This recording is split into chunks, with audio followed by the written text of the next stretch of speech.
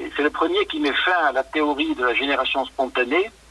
Avant, on pensait que si on mettait un pot avec un chiffon dedans, les microbes arrivaient tout seuls, ce qu'on appelait la génération spontanée. Et lui, il découvre avec ce microscope le microbe. En 1885, il va trouver le vaccin contre la rage.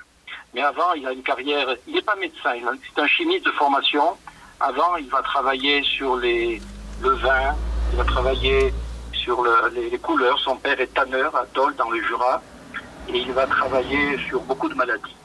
Et il disait, le hasard ne favorise que les esprits préparés. Donc c'est un homme qui a beaucoup travaillé, et un jour arrive dans son laboratoire une mère de famille pleurée avec un enfant, le petit Joseph, qui a été mordu par un chien.